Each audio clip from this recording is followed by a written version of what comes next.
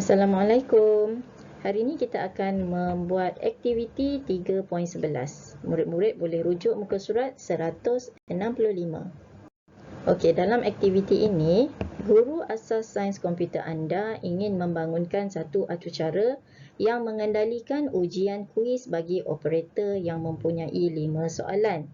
Okey, jadi kita akan buat satu program ujian kuis lah. Dan ujian tersebut ada 5 soalan. Berikut merupakan output yang diingini. Okey, kita teliti dulu apakah output yang diingini. Kemudian dia telah memberi kita beberapa soalan yang perlu kita jawab berdasarkan output ini. Okey, soalannya ialah nyatakan input, proses dan bilangan struktur kawalan yang terlibat. Okey, yang kedua, lukis carta alih bagi atur-cara ini. Dan yang ketiga, pilih struktur kawalan yang sesuai untuk membangunkan atur-cara ini dengan menggunakan perisian aplikasi Python. Okey, berdasarkan soalan yang pertama tadi, kita perlu menyatakan input, proses dan bilangan struktur kawalan yang terlibat. Okey, berdasarkan kepada output yang diberi, okey, kita lihat di sini dia telah memaparkan soalan dan meminta pengguna menjawab ke 5 soalan. Okey, so ada 5 soalan di sini dan pengguna perlu menjawab 5 jawapan. So, inputnya adalah jawapan untuk soalan 1 hingga 5, iaitu true atau false. Okey, seterusnya, apakah proses dan bilangan struktur kawalan yang terlibat? Okey, prosesnya adalah proses semakkan jawapan. Kenapa? Apabila pengguna menjawab soalan, atur-cara perlu semak sama ada jawapan yang dijawab adalah betul atau salah. Dan kemudian atur-cara mesti mengira berapakah jawapan yang betul dan berapakah jawapan yang salah. Contoh dekat sini, anda telah menjawab 3 soalan dengan betul dan 2 soalan dengan salah. Okey.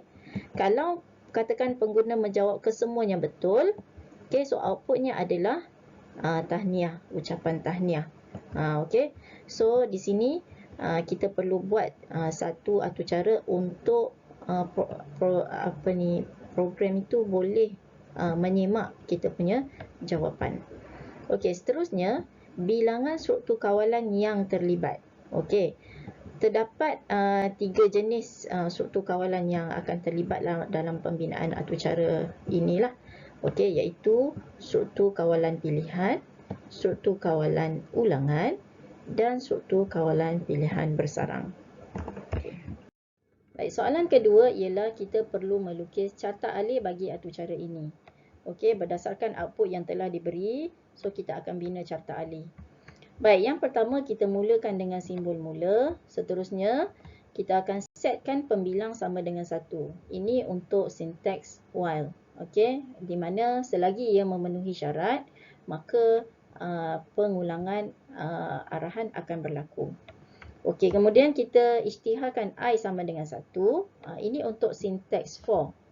Kita isytiharkan I ni untuk sinteks for kerana soalan yang ditetapkan, soalannya telah ditetapkan bilangan dia, iaitu 5. So, sebab tu kita guna sinteks for di sini.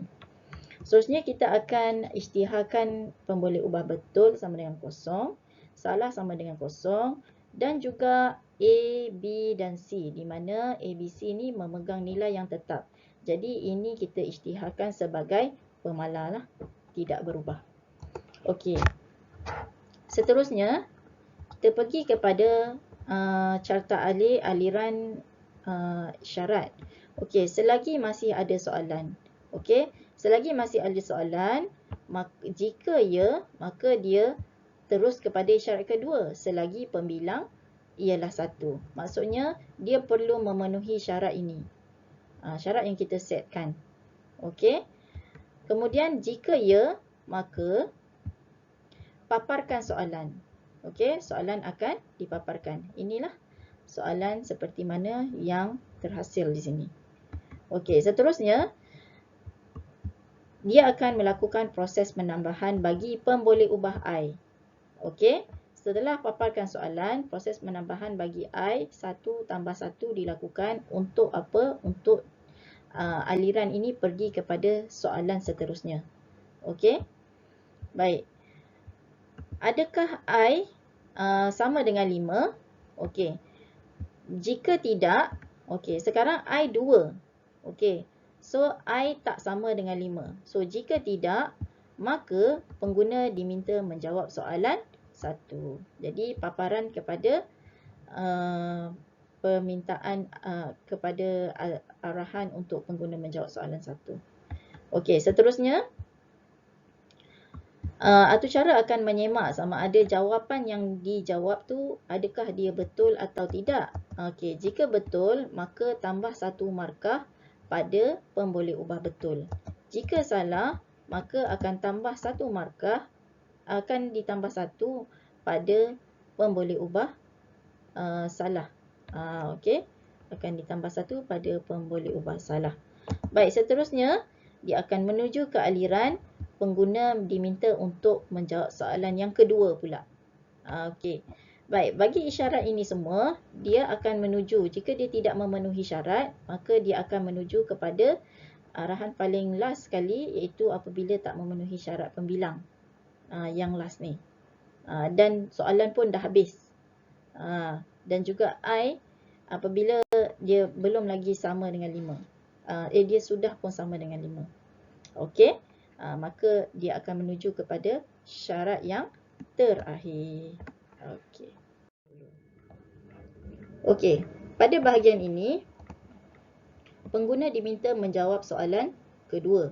Okey, apabila pengguna menjawab soalan kedua, atucara akan semak sama ada jawapan tersebut betul atau salah. Jika betul, maka markah betul akan ditambah pada pemboleh ubah betul. Tambah 1 markah. Okey, jika salah, maka penambahan akan berlaku pada pemboleh ubah salah. Begitulah seterusnya. Soalan yang ketiga pun sama. Okey, kemudian soalan yang keempat sama juga sehinggalah soalan yang kelima. Okey, sehinggalah pembilang sama dengan kosong. Okey. Ni apabila pembilang sama dengan kosong, maka semua arahan tadi yang tidak sama dan tidak memenuhi syarat, dia terus kepada isyarat paling bawah sekali selepas pembilang. Okey. So kita tengok bahagian A3 sambungannya.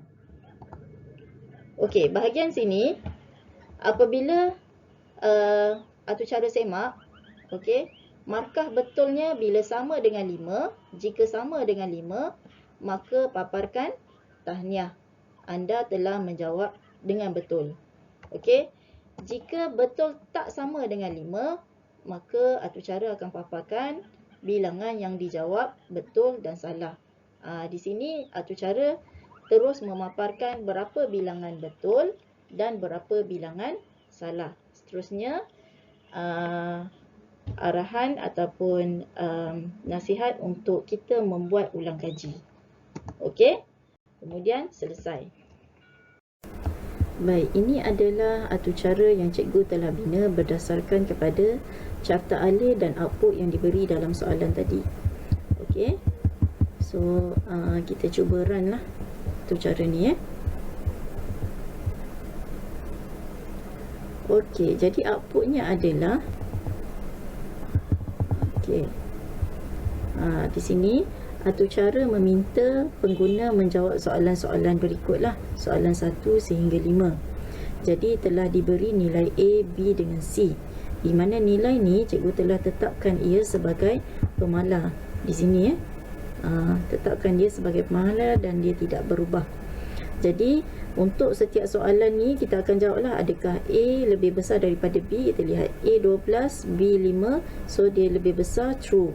Okey, katakan kali pertama kita akan jawab soalan betul dan salah ya. Okey, true, false, true, false, true. Okey. So bila kita enter, so kita akan dapat output anda telah menjawab 3 soalan dengan betul dan 2 soalan dengan salah. Sila buat ulang kaji. Jadi kita nampak dekat sini bahawa atur cara ni boleh kira berapa bilangan yang betul dan berapa bilangan yang salah.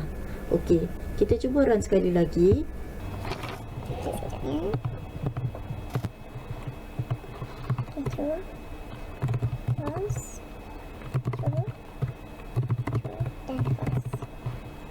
Okey, bila kita enter, kita terus dapat output, tahniah, anda telah menjawab semua soalan dengan betul. Jadi atur cara ni dapat mengira bahawa kesemua jawapan yang kita jawab ni adalah betul. Jadi itu yang kita kena fahami semasa kita bina atur cara ini. Kita perlu kenal pasti apakah requirement yang diperlukan. Okey, bila awak lihat dekat sini, bahagian pertama kita isytiharkan pemalas dan juga pemboleh ubah.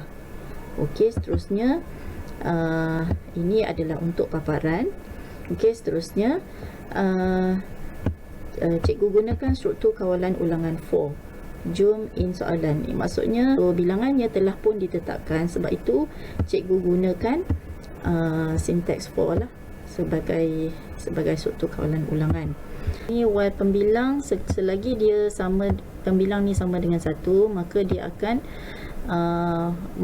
membuat pengulangan lah. Bila pembilang sama dengan 0, okey, so dia tak memenuhi syarat, dia akan keluar daripada gelong. Okey, bila keluar daripada gelong, dia akan detect struktur kawalan pilihan lah. Okey, kalau betul semua, tahniah.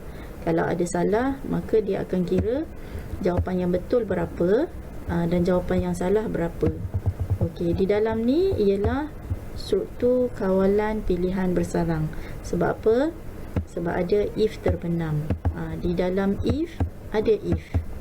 Okey, so ini adalah contoh atur cara yang cikgu bina lah. Okey.